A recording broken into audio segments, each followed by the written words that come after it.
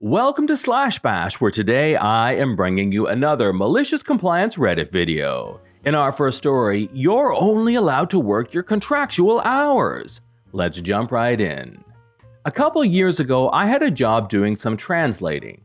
The job was simple, easy, and boring, but because I had a skill set that was rare and necessary for the job, they needed me more than I needed them. Management were kinda dumb and unhelpful. The kind of managers who would try to write you up for going to the toilet too many times a day or for taking 1 minute longer on your lunch break because a queue to get past security isn't a good enough excuse. You need to be back 5 minutes before your lunch ends. A coworker of mine was reprimanded by management for doing his work too quickly. When he asked what concerns about the quality they had, they told him that it makes everyone else look like they're slacking, which looks bad to the company who outsourced us. So, basically, management just wanted everyone to look busy. During my time there, I got diagnosed with a chronic illness that meant I could no longer work my original contractual hours of 40 hours a week. Instead, I would sign a new contract stipulating that I would work Monday to Wednesday, 9 to 5. They were very reluctant to do this, and no one else was able to get such an adjustment, but since they couldn't find anyone who spoke my language, they were a little flipped. This worked out to be beneficial for both of us. I got my work done a lot faster now that I wasn't chronically worn down, and the company didn't lose my skills. One day, I received a letter from a clinic I had been referred to. I was no longer on the waiting list, and they would be able to see me for my initial appointment the following week on the Tuesday. Great, I thought, I will just let management know. So the next day, I speak to my manager. Hey, I've got a clinic appointment come through and it's on Tuesday. I don't know how long it will last, and it's an hour's drive from work, so I was thinking if I could have this Tuesday off and make up the hours on Thursday. They asked for some time to get back to me, and when I followed them up on it the next day, they told me I was only allowed to work my contractual hours, that I would have to take my holiday time off or an unpaid time off, but since it was such short notice, they couldn't approve it, and I should be more careful with my planning in the future. The thing is, I had been on this waiting list for a couple months, and the only appointments they give for the initial one is short notice. I would value my health over work any day, so I shrugged and said okay. I called in sick on that Tuesday citing my chronic illness, went to my clinic and got a doctor's note from the GP. The following day, I was immediately called into a meeting. They accused me of skipping work, calling in a fake sickness, and threatened me with a disciplinary. I handed them my sick note with my doctor explaining that my illness is chronic and prone to flare-ups. He also included his personal opinion that it's a reasonable adjustment to be able to attend any medical appointments necessary for managing my disability. There was a lot of back and forth with them accusing me of faking it. I refused to sign any disciplinary forms, and eventually I was asked to go back to my desk while they discussed it with higher management. Some time goes by and I'm invited back into the meeting room. We've come to the conclusion that your absence was valid and we will accept this sick note from your doctor. However, we would ask that you make up the hours that you missed this Thursday.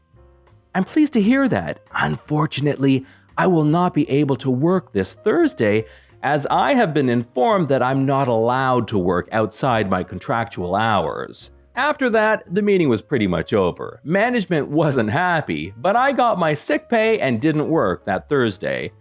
I stuck it out for a couple more weeks, but management was super grating. When I handed in my notice, they begged me to stay, offered me a significant pay raise, more than what my next job was offering me, but working with tedious management just wasn't worth it, and I had great fun telling them that. Story number 2. Well, if I'm not there at 9, why don't you break in and start without me? A few years ago in rural Australia, there was a small empty government office building and Gary, a government department manager. The building had been vacant for about 8 months while committee after committee tried to decide what they were going to do with it. Gary was the manager of the infrastructure department, which was responsible for the upkeep and any modifications to the building. Gary was not an efficient manager. One of his favorite sayings was, "Flick me an email," which was strange because outwardly he didn't seem to ever read them. He also had this knack of never being on time for an appointment. Not many construction industry people I spoke with seemed to take joy in dealing directly with Gary. Where we could, we'd go through everyone else in the department to get stuff done, so Gary became known as Speed Bump, something to be avoided if you could. Now, because I'm an electrical contractor who wears a few different hats, has been to a number of different rodeos over the years, and is afflicted with the curse of competency, I got roped into assisting Speed Bump with this building's future use. He asked for a 9 a.m. meeting at his office one day to discuss the building. Arriving at the outer reception 10 minutes early, I asked Jen, the receptionist, to let him know I was there. Jen comes back to me and says, "Gary's running late. He said to wait for him." About 30 minutes later, I asked Jen to remind him I was waiting. After a couple of phone calls, Jen says, "I can't get through to him in his office or on mobile. His office thinks he's left the building. No one knows where he is." I guess a reasonable person would have just called it quits and left at that point, or called and emailed him, or left a message with Jen or something, but I was sick of Gary's crap. I'd learned ages ago that one way to help people with their timekeeping skills was through their wallet. So I went out to my work vehicle, got my laptop and a bottle of water, then went back into the reception area and set up camp in a corner. I'd planned an office day anyway to work on quotations and project planning, so Gary could pay me to do it. My charge-out rate at the time was $110 an hour. 7.5 hours of very productive spite-fueled work later, I called Gary on his mobile, got message bank, and left a message saying I waited for him and maybe we should reschedule.